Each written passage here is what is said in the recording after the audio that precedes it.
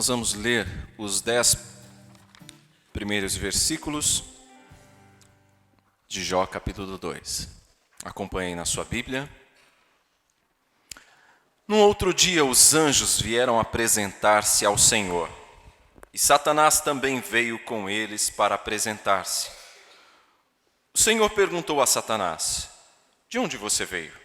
Satanás respondeu ao Senhor: de perambular pela terra e andar por ela. Disse então o Senhor a Satanás: reparou em meu servo Jó? Não há ninguém na terra como ele, irrepreensível, íntegro, homem que teme a Deus e evita o mal. Ele se mantém íntegro, apesar de você me haver instigado contra ele para arruiná-lo sem motivo. Pele por pele, respondeu Satanás. Um homem dará tudo o que tem por sua vida. Estende a tua mão e fere a sua carne e os seus ossos, e com certeza ele te amaldiçoará na tua face. O Senhor disse a Satanás: pois bem, ele está nas suas mãos, apenas poupe a vida dele. Saiu, pois, Satanás da presença do Senhor e afligiu Jó com feridas terríveis, da sola dos pés ao alto da cabeça. Então Jó apanhou um caco de louça e com ele se raspava, sentado entre as cinzas. Então sua mulher lhe disse: você ainda mantém a sua integridade? Amaldiçoe a Deus e morra. Ele, porém, respondeu: você fala como uma insensata. Aceitaremos o bem dado por Deus e não o mal? Em tudo isso, Jó não pecou com seus lábios. Até aí, meus irmãos. Irmãos, quando eu analiso a história de Jó, me recordo de alguns anos atrás, quando nós tivemos numa das Olimpíadas um brasileiro maratonista próximo, já bem perto da linha de chegada, sendo ali interrompido por um homem que inesperadamente invadiu a pista de corrida, empurrou o brasileiro e derrubou do chão. E aí então, aquele homem que ganharia a medalha de ouro, seria coroado naquela corrida, ele perde então essa medalha. É certo que anos depois, tudo isso vai ser discutido e a medalha vai ser dada a ele, mas naquela ocasião ele não foi premiado com a medalha de ouro. E todos nós ficamos amargando ali que injustiça. Eu não sou fã do Dunga, mas eu confesso que ser desclassificado com um gol de mão é injustiça, é injustiça. Irmãos, você certamente já conheceu alguém que era especial demais e que morreu tão cedo, deixando saudade, talvez de maneira tão trágica. Talvez você conheça pessoas que são boas demais para você. E aí você diz: não acho justo que essa pessoa sofra tanto. Ela é tão boa. E logo nós pensamos: isso não é justo. Não é justo. Certamente você também já teve que experimentar ao longo da sua vida, seja ela longa ou breve, não sei quanto tempo você vive, mas talvez você também já tenha experimentado alguma injustiça. Isso é a vida de verdade, é assim a vida. É verdade também que é bem difícil entender o que Deus quer nos ensinar nestas horas, quando nós passamos por momentos de perda. Nós não estamos acostumados a associar o Senhor trabalhando na nossa vida nesses momentos. E o grande problema é que quando isso acontece, a gente perde duas vezes. Perde a pessoa ou a coisa em si e perde a lição que Deus quer nos ensinar através da perda. A história de Jó é para nós reconfortante porque ele é lembrado não tanto por ter sido um homem rico, um homem que teve uma família bonita, numerosa, um homem que teve saúde, não. Mas Jó é muito mais lembrado por perseverar depois de ter perdido tudo. Quantas pessoas hoje não enfrentam uma cirurgia crítica, difícil, e são confortados com a mensagem da história de Jó? Quantos pais, depois de enterrar um filho ou uma filha, voltam para essa história e recebem o consolo que vem do Senhor e têm a sua esperança fortalecida no Senhor? Irmãos, quantos de nós não podemos olhar para a vida e para a história de Jó e entender que nem sempre a vida é mesmo justa, mas Deus tem muito a nos ensinar com ela, e essa é a nossa vida. E se você também tem sido injustiçado, bem-vindo ao mundo de Jó, bem-vindo ao mundo real. Irmãos, analisar a história de Jó é importante para nós, porque ele passou pelas mesmas formas de sofrimentos que nós passamos. Áreas vitais da sua família, a saúde pessoal, coisas materiais. Em tudo isso Jó foi provado. Mas não é tanto o sofrimento que nos preocupa. É o sofrimento injusto. Com isso nós temos dificuldade de lidar. Com injustiça.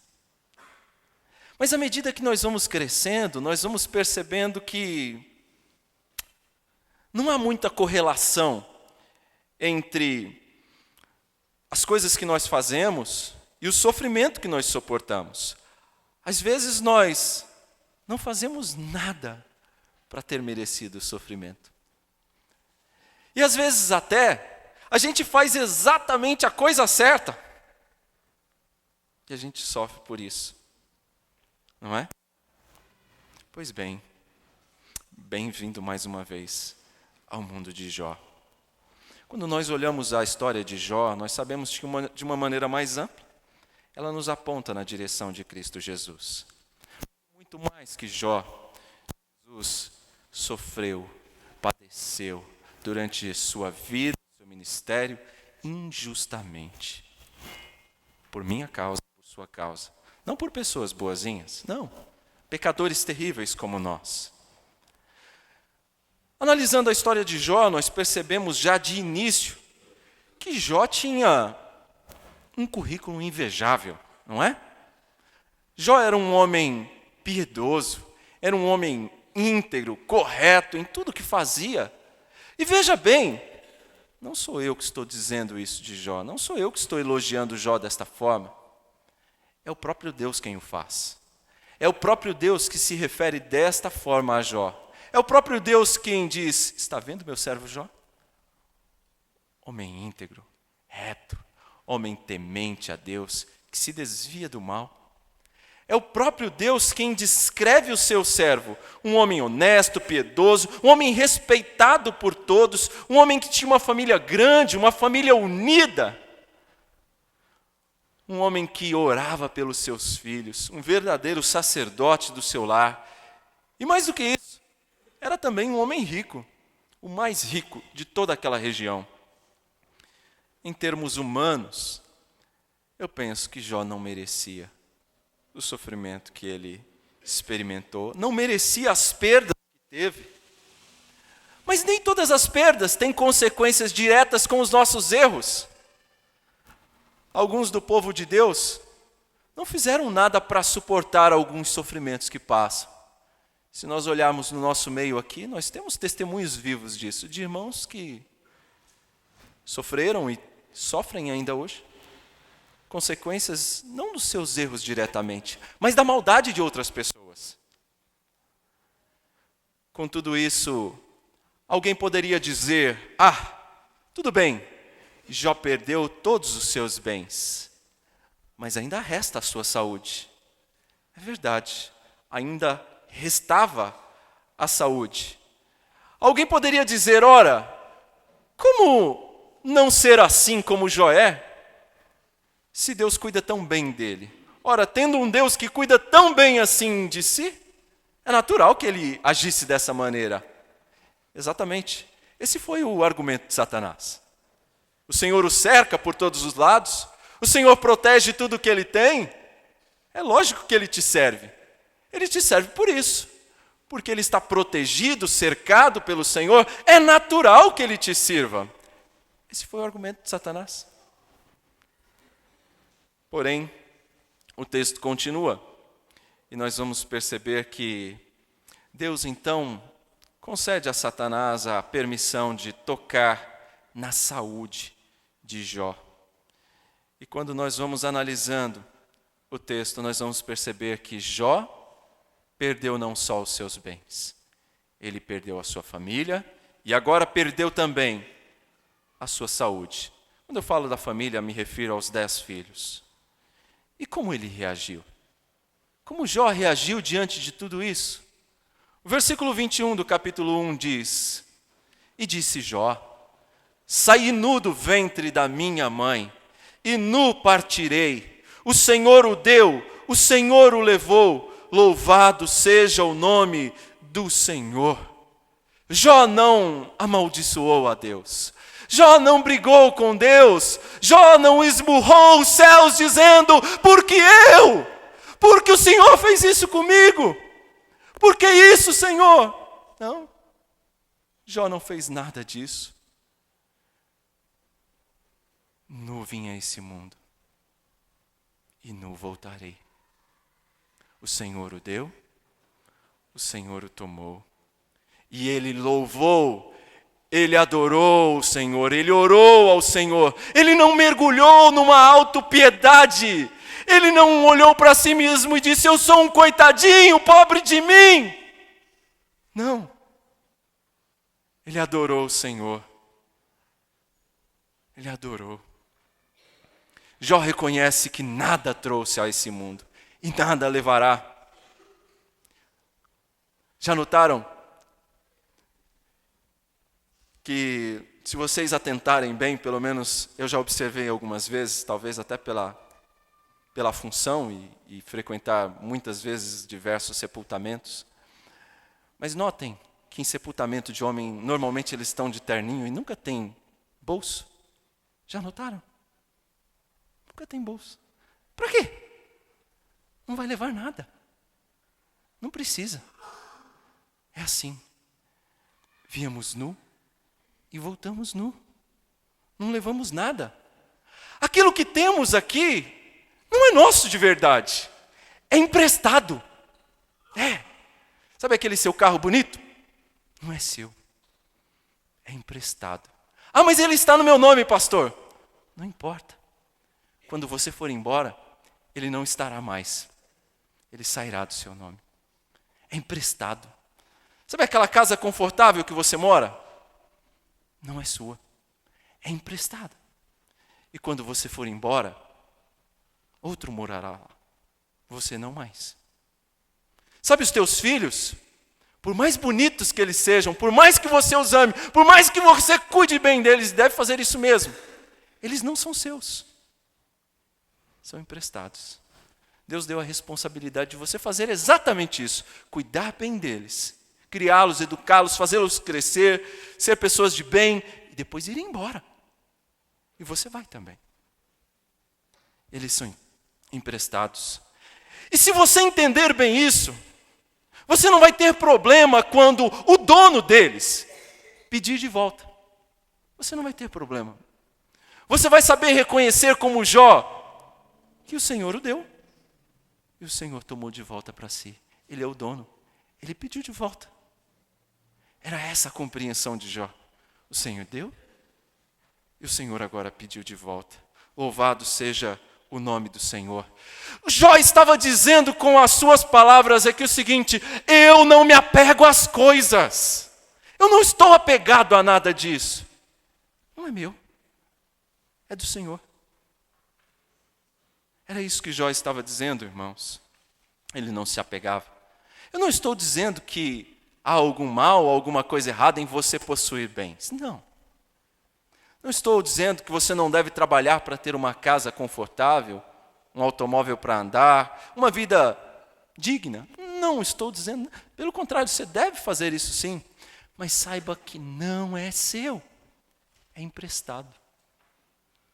E uma hora o dono vai pedir. E teremos que devolver. Saibamos disso, irmãos. Nu vimos ao mundo e nu tornaremos. É tentador pensar que Jó era de um outro mundo. É tentador pensar que Jó era um super-herói, era alguém feito de outra matéria, diferente da nossa. É tentador pensar nessas coisas. Mas não era. Jó era homem, como eu e você, da mesma substância, da mesma matéria, sujeito às mesmas provações, tentações, desejos, vontades. Era como nós. Era simplesmente um homem de Deus, um crente no Senhor. Mas ele sofreu e ele não culpou a Deus. Isso nos ensina que mesmo quando alguém, ou quando nós mesmos fracassamos em algum negócio ou profissionalmente, mesmo quando o nosso sonho morre, mesmo quando o romance acaba, nós podemos olhar para Deus e dizer: Senhor, eu sei que o Senhor está aí. Eu sei que o Senhor está aí. Mesmo nas crises mais terríveis, nós podemos olhar para o Senhor e dizer: eu sei que o Senhor está aí. Eu sei que nada disso é acaso. Eu sei que o Senhor está presente. Sabe o que é mais interessante? É que estas perdas, que eu quero dizer desde o início, vêm para nos ensinar. Estas crises vêm para nos tornar mais fortes, vêm para nos temperar de alguma maneira, vêm para nos amadurecer, vêm para nos revestir de forças, nos fazer mais maduros, íntegros, mais fortes. Porque do contrário, sem isso, seríamos frágeis, mais ainda. Eu digo que o Senhor está atento às nossas necessidades, e nós precisamos disso, por isso Ele nos dá. O Senhor está atento aos seus servos. Era só o Senhor que estava atento? Não, Satanás também estava. O texto diz que ele estava observando o servo Jó. Outra observação importante aqui, outra lição. Eu falei do currículo de Jó, que foi o próprio Deus quem disse, não é?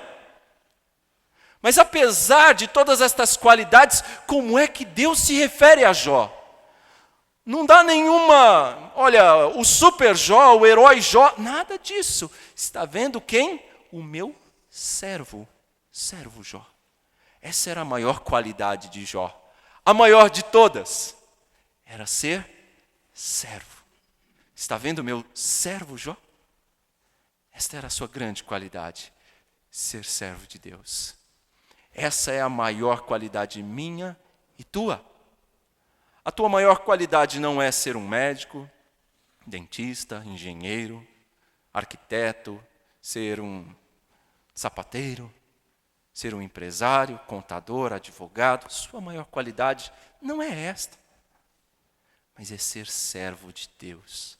Essa deve ser a nossa maior virtude, ser servo do Altíssimo. O Senhor está atento aos seus servos. Mas Satanás também está atento. E ele observava Jó. E o texto diz que de um dia para o outro, sem qualquer justificativa aparente, Jó foi vitimado aqui por uma série de calamidades. E o texto do capítulo 1, que já foi lido pelo presbítero Marco e pela igreja, mostra que foi em um instante, uma notícia ruim atrás da outra, e em um instante, aquele homem perdeu tudo o que tinha. E não só as coisas, perdeu também todos os seus filhos. E agora nós vamos ver que não bastava isso. Ele vai perder também a sua saúde. Coisas semelhantes também acontecem nas nossas vidas. E nós não percebemos, mas assim como na vida de Jó, Deus estava executando um plano surpreendente. Deus estava permitindo estas coisas para realizar outras que Jó não esperava. E Deus também permite muitas coisas na nossa vida para realizar outras que nós não esperávamos. ele faz assim. Ele executa desta forma. Ele executa os seus planos na vida dos seus servos. E Deus tem planos na vida de cada um dos seus servos, de cada um de nós. O texto nos mostra que, depois da segunda prova, verso 7, saiu Satanás da presença do Senhor, e eu vejo aqui Satanás saindo eufórico, falando, agora sim, agora eu pego Jó. E como ficou Jó? O verso 8 é claro, Jó ficou aos cacos, literalmente aos cacos. Jó ficou destruído por aquela prova, sem qualquer justificativa. Jó não enxergava qualquer justificativa para aquilo. Inclusive seus amigos, por melhor intencionados que fossem, também não conseguiam entender. Jó vai à falência de uma hora para outra, fica indefeso, sem seus filhos. E humanamente falando, não fez nada para merecer uma dor insuportável como aquela. E depois de perder tudo, seus bens, sua saúde, sua família, seus filhos, melhor dizendo, o que lhe resta? O verso 9 vai nos dizer que ele se raspava com cacos, sentado em cinzas. Então sua mulher lhe disse, você ainda mantém a sua integridade? Você ainda mantém a sua integridade, Jó? Vamos fazer uma pausa para aprender mais uma lição. As perdas são inevitáveis. E o que resta nem sempre será animador. O que eu quero dizer? Quando você experimenta a perda, já pensou, por que é que Deus deixa algumas coisas para trás? Por que é que Deus deixa algumas coisas e toma outras? Algumas vezes Ele deixa exatamente aquilo que parece estranho. Eu fico pensando aqui na mulher de Jó. Levou todos os filhos, deixou a mulher. E por que eu fiquei pensando na mulher de Jó? Olha o conselho que essa mulher vai dar para o marido. Amaldiçoe a Deus e morra. Amaldiçoe a Deus e morra. Isso é conselho que se dá? Quem precisa de conselhos assim?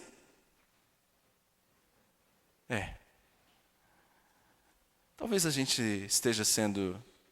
eu esteja sendo duro demais com a mulher de Jó. Aquela mulher perdeu tudo que tinha também. Ela também estava de luto, tinha acabado de perder seus filhos, todos eles. Talvez tinha acabado de enterrar seus 10 filhos.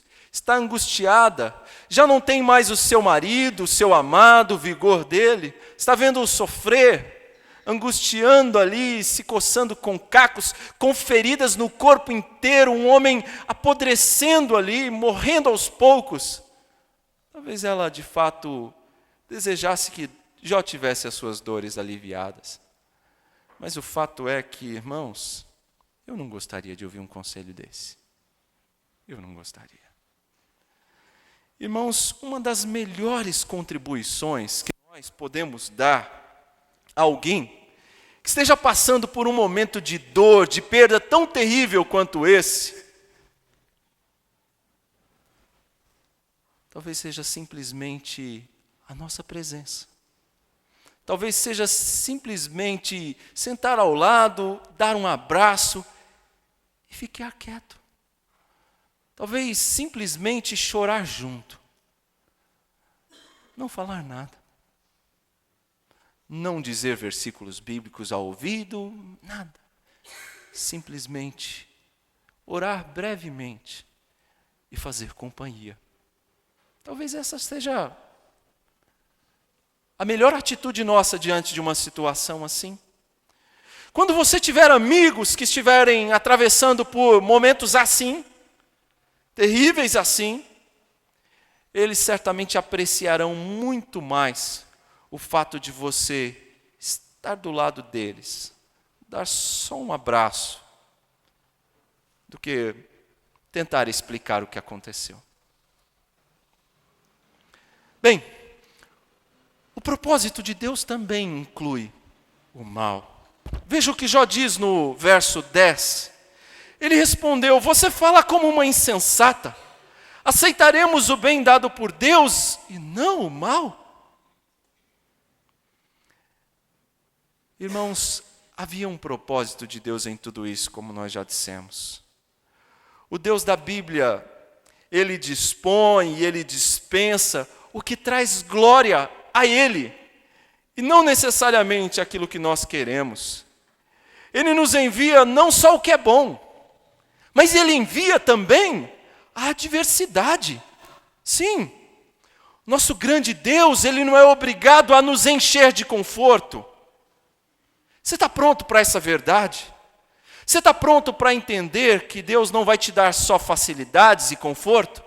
Você está pronto para entender e aceitar o bem de Deus e o mal também? E as dificuldades também?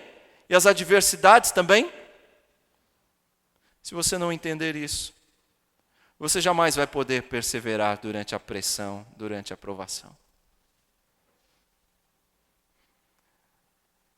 O maior alvo da nossa vida, segundo Deus, não é nos fazer felizes e satisfeitos. Não é esse. Mas é a glória dele mesmo, em tudo. Isso é o contrário da nossa cultura moderna, de nós ocidentais. Isso é totalmente o contrário do que nós pensamos, do que o nosso povo pensa. Gostei muito ontem de uma frase no casamento, nos votos da Débora. Ela disse que o nosso casamento seja para a glória de Deus, que a nossa união sirva para glorificar o Senhor, que a nossa vida, casados, glorifique o Senhor. De fato, é essa visão que nós devemos ter. É esse o propósito de Deus.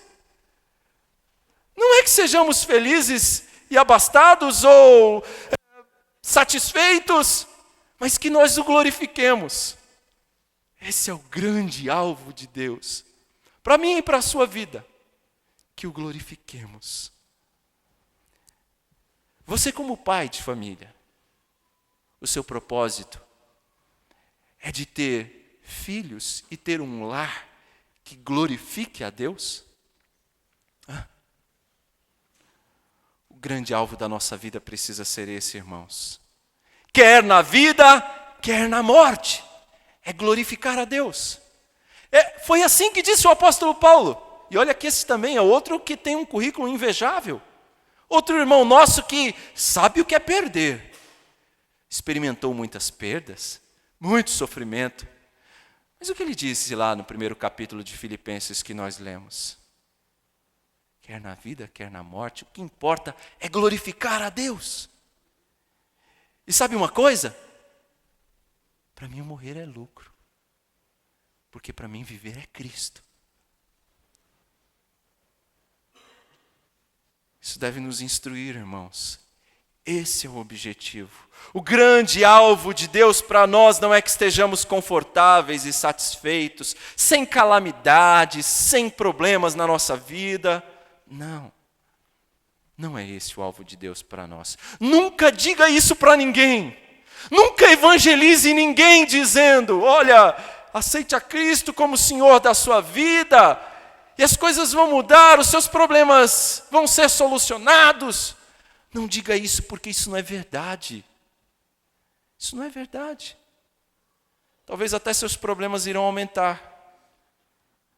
Em muitas áreas. Talvez seus problemas irão aumentar. Você vai ter problemas que você não tinha antes. Mas ao invés disso, diga, creia em Jesus Cristo. E você vai entrar numa atmosfera, num mundo cheio de desafios, onde, mesmo nas dificuldades, o Senhor estará com você, onde o Senhor Jesus vai colocar em você, forjar em você o caráter dele. E para isso, tenho que ser franco com você. É necessário provas. É necessário passar pelo fogo. É necessário passar pelas perdas.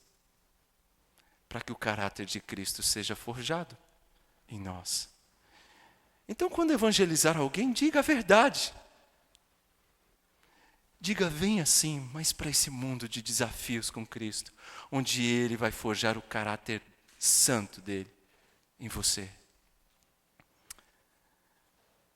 Meus irmãos, quando você sofre e perde, tal coisa não significa que você está sendo desobediente, não necessariamente. De fato, pode significar até o contrário, de que você está fazendo a coisa certa, de que você está no centro da vontade de Deus, assim como Jó estava. O caminho da obediência é tantas vezes marcado por sofrimentos e perdas. Essa é a verdade. Mas nós precisamos aprender, assim como Jó, a enxergar a coisa da perspectiva correta. E enxergar a coisa da perspectiva correta faz toda a diferença. Quando nós temos a perspectiva correta, nós enxergamos que Deus tem um propósito. Nós enxergamos que mesmo a perda vai resultar em lucro, assim como aconteceu com Jó. E nós sabemos, assim como o Tiago diz também, e o texto que eu coloco na pastoral, se você não leu, leia. Leia a pastoral, fala sobre esse mesmo assunto.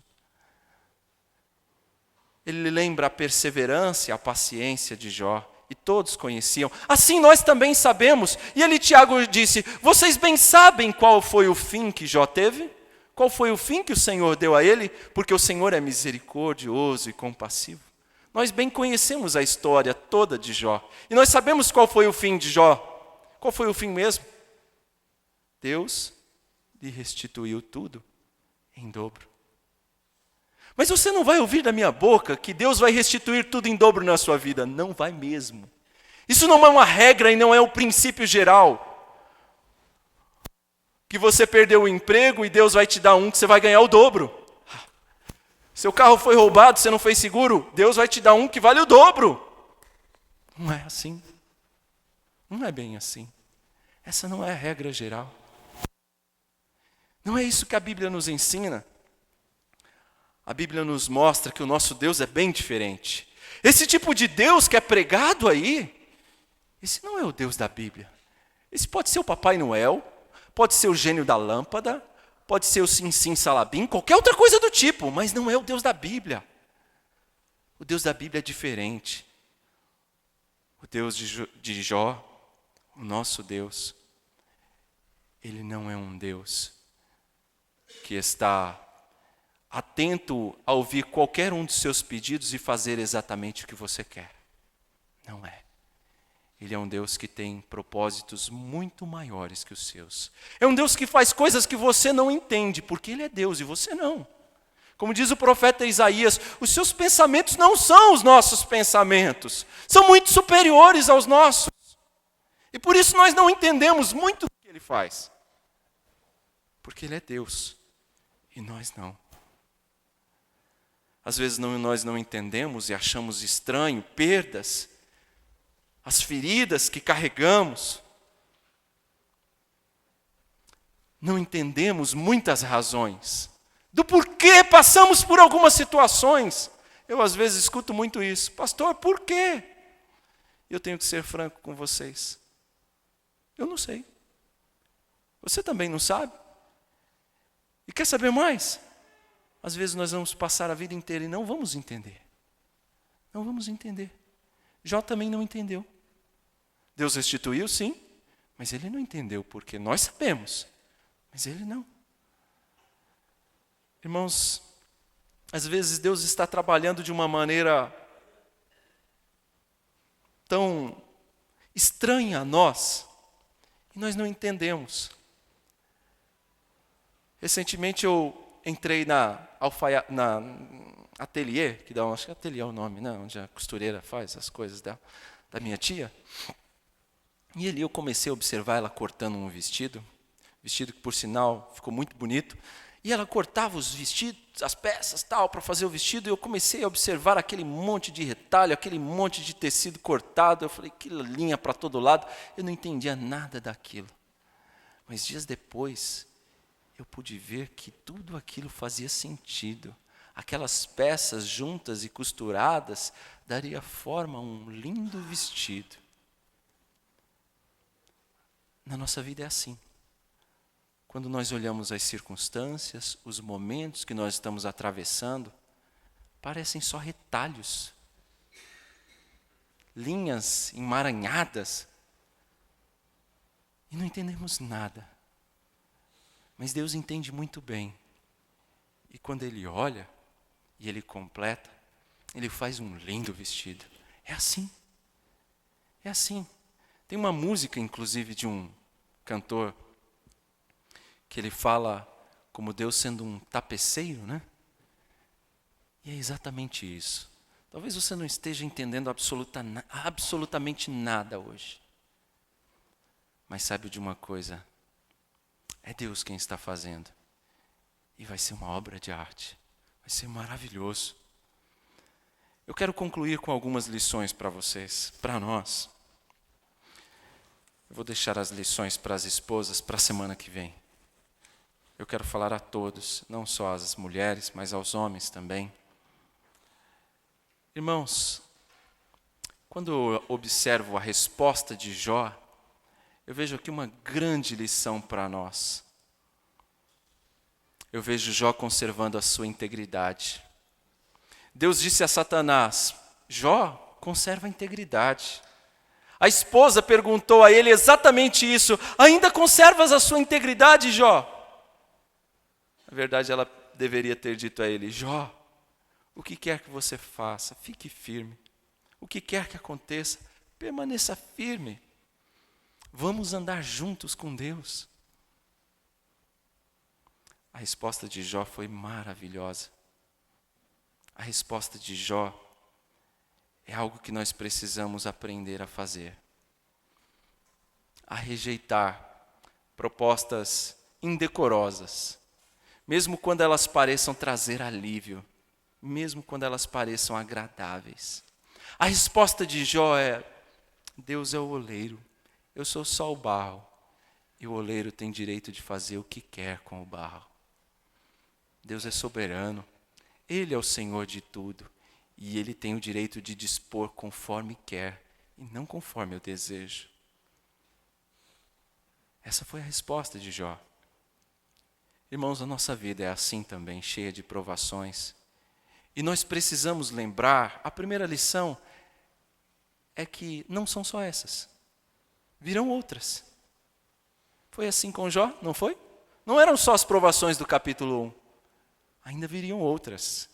E se seguirmos na história de Jó, nós vamos perceber que ainda virão outras.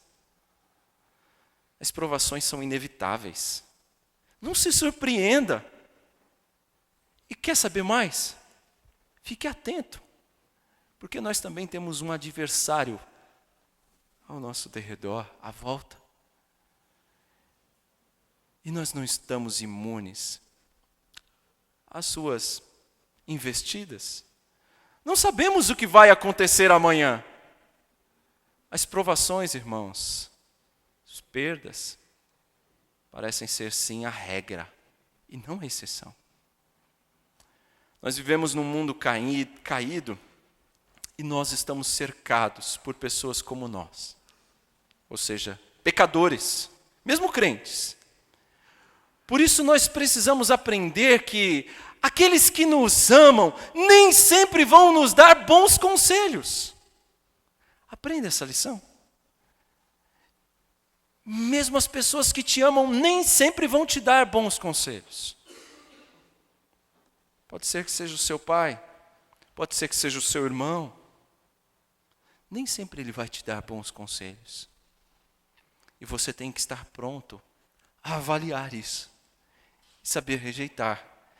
O conselho que Jó recebeu veio da sua própria esposa. E ele teve que rejeitar e corrigir. E como é que eu vou saber filtrar isso?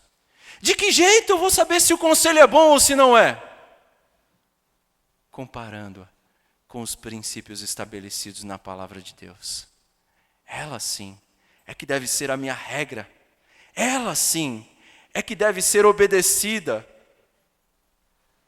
sem questionamentos. Ela sim é infalível. Ela sim é a minha regra de fé e prática.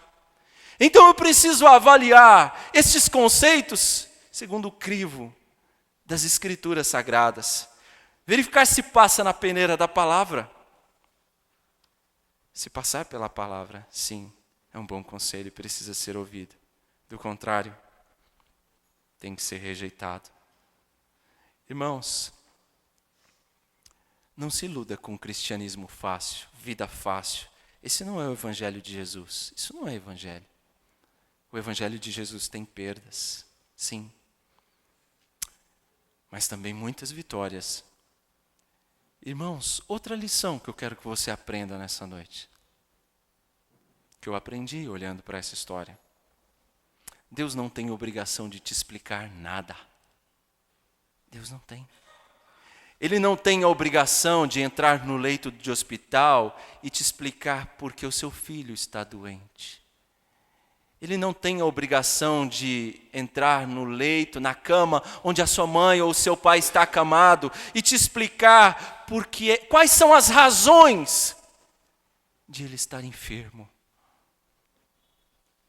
Deus não tem obrigação de nos explicar isso. Jó entendia muito bem isso. Nós precisamos aprender a dizer como Jó: ó Deus, eu confio em Ti. Eu não sei por que estou passando por isso, não sei. Se há algo que eu posso aprender, ótimo, Senhor. Se há algo que o meu irmão que está do meu lado vai aprender e precisa aprender, ótimo, Senhor, ótimo.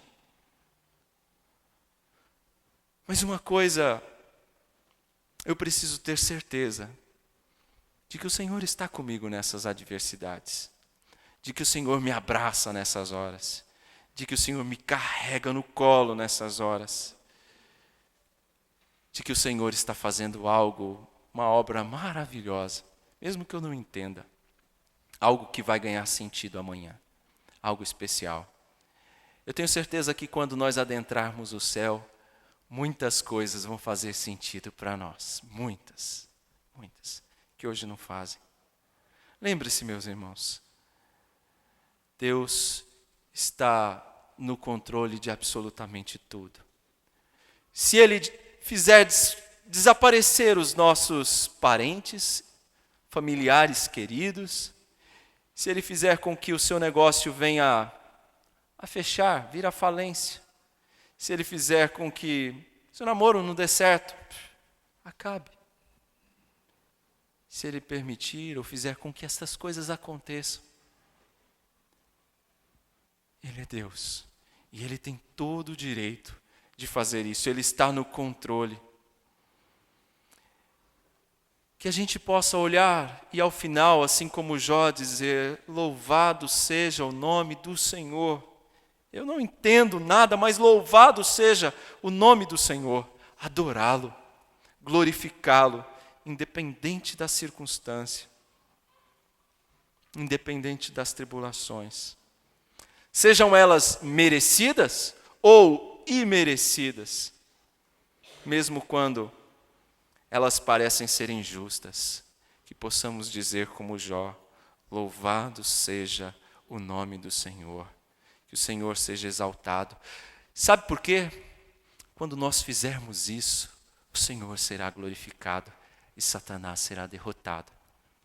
Ele sai vitorioso quando você se queixa contra Deus. Ele sai vitorioso quando você blasfema contra o Senhor, quando você não o glorifica. Portanto, suporte as provações, suporte as perdas com perseverança. Esse é o nosso tema desse ano. Vamos perseverar nas perdas, meus irmãos. Deus tem todo o direito de fazer o que Ele quer, porque Ele é quem Ele é. Há um plano dele melhor para nós que nós não compreendemos. Há um plano de Deus que, embora para nós hoje possa não parecer justo ou agradável, mas que no final coopera para o nosso bem. Lembre-se que a nossa perspectiva, o nosso olhar, nosso campo de visão é muito limitado e restrito ao tempo. Mas lembre uma coisa: A visão de Deus é totalmente diferente. Ele enxerga o todo num só olhar. E Ele está fazendo algo grande, algo muito melhor. Talvez hoje eu e você não entenda.